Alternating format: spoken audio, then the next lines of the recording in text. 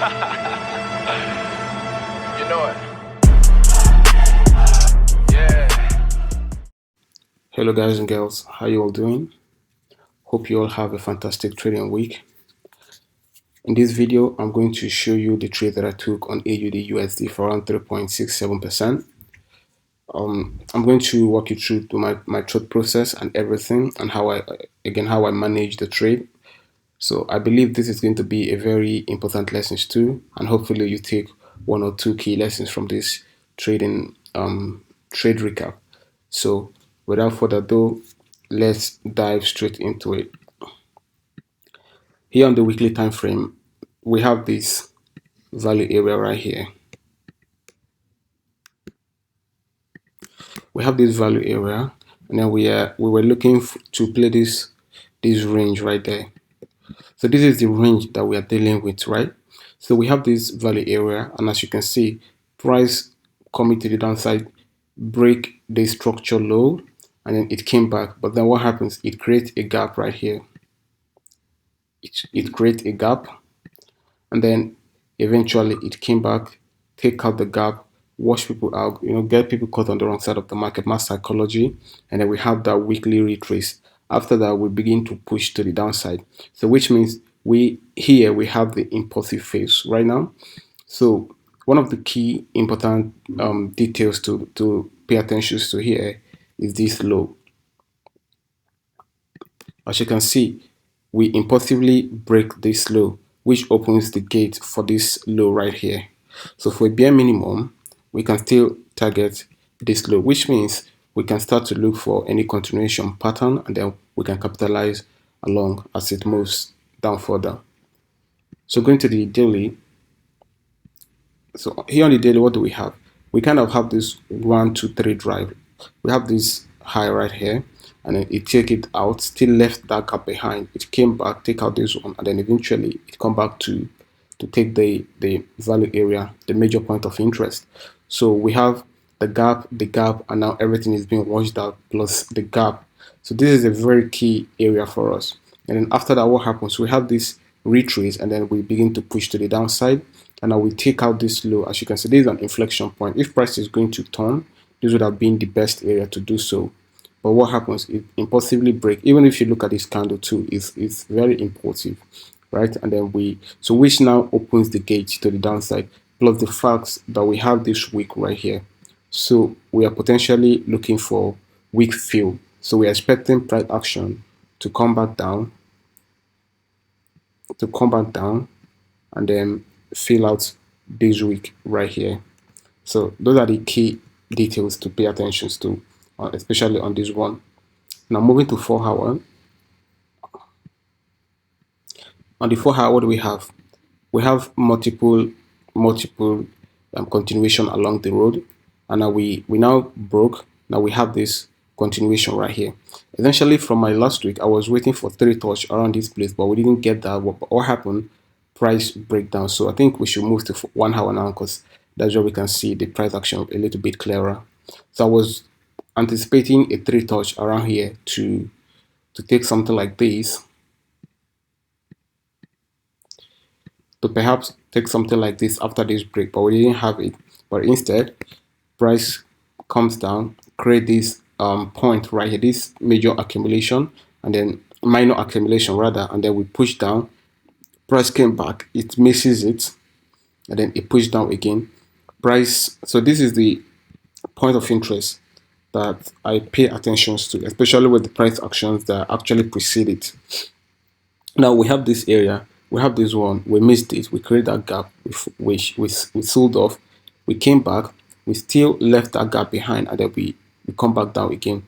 Now after that, what happened? This high, take out this high, but still left that gap behind, and then eventually it got taken out.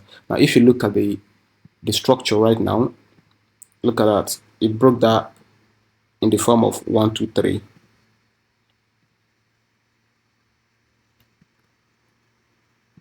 So it broke that in the form of 1, 2, 3. If there's anything, we can still look to capitalize to this low right here. So there's still a little bit of price, percentage to be made around this area here, especially if you want to target the 90% of the setup.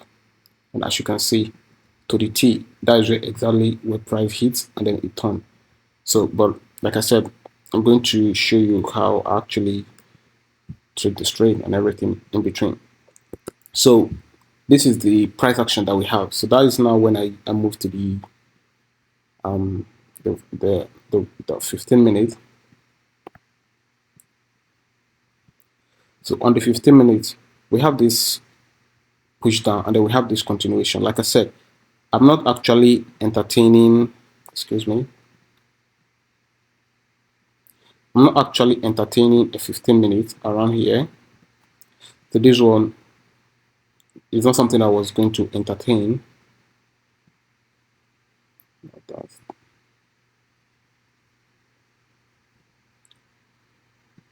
So I was not going to entertain these two touch. If not, it's a beautiful entry around here too. But then, like I said, I'm not entertaining that.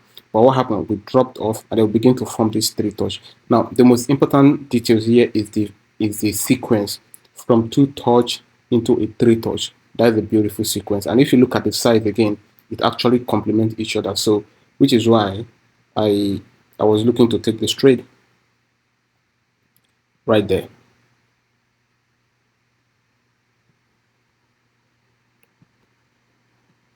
We have the pattern very complete. We have the middle section. We came back and now we have this one. Now what actually happened here is when I saw this one is more like an indecision, if you like, but a little bit has a body to it. You get. But what actually happened is I was waiting for extra confirmation. Especially, I was waiting for this candle to close impulsively before I took the trade. Like I was expecting something like this, and then I would have taken the trade like something like that. But what happens? We came back and then we closed around here. So what gives me confidence to take this trade is because of the fact that I have actually backtested this type of candlestick pattern, especially with these two of them where we have this kind of candle and then we have this one as a follow through, but then it closed as a wick. So I've actually backtested a lot of the times and then I've seen how it works, which gives me the confidence to actually take this trade. So because I was suspecting that okay, if it creates wick like this, most of the time the next candle is going to commit to the downside, thereby filling this wick, which now gave me the confidence to take the trade like this. So I actually gave this signal on the challenge account on the challenge trading challenge 10 to $10 to 10,000. So I actually gave this signal right there. But I think there's actually update regarding that. So I'm going to tell that after this video. So what happened is I was targeting this low right here, but then I set my real line somewhere around here. Yeah, something like this. And then when price came, it came close, but it never take that out. So I had to close that manually around here. No, I think it was around here after this one, because that's when I came back around 3.5, 3.6 or something like that. But that's when I closed the trade manually because of the fact that we near misses this zone. So I was actually expecting it to tap it, but then we near misses it. It's not the 90% to the T, because if it's the 90% to the T, definitely it should have hit the TP, which is something like this. So which is why most of the times try and utilize the 90%. You hit your TP a lot more often than not. So in this case, I set my TP here, but it missed it. Hadn't been I set it around the 90%, that would have been 3.9 position. Beautiful position. It is. So guys and girls, this is the trade that I took. So definitely I took two trades this week. One was a loss, and then this one 3.9. So definitely I'm 2.9 up on this one. So and that is one thing about trading. You can't want to maybe expecting every trade that you take to be a winner, but then you have to make sure that every single trade you are taking is a high quality trade. That will give you the winning percentage that you all see. Regarding the $10 to $10,000 challenge, I felt that 10 to 10K is a little bit unrealistic. It's kind of unrealistic. So which is why I'm kind of taking it back to 10 to 500 or perhaps 1000. 500 would be better, 1000 would be good as well because of in terms of achieving it. So it's more realistic. So I think we should kind of narrow down our target expectations like that so that we actually focus on the right thing. So like I said, if you still want to join, you are still free to join. The minimum you need to join is $10. And then if you are interested, like I said, I'm going to drop my contact on the description. So just make sure you message me on WhatsApp, and then we'll talk about it, and then you are in right away. So next week, again, we are going to get back into action. So you can't afford to miss this challenge. Like I said, it's a challenge. And there's one thing, you don't need to be afraid of failure. If you fail, we go again. What I know is we are going to get it done for sure. 100% we're going to get it done, and I'm very sure that you will want to be part of it, especially with the fact that I'm dropping the setup while we are looking at it and everything. So there's a lot of benefit to joining us, so which is why I'm looking forward to have you on board. So guys and girls, see you on the next one. Thank you.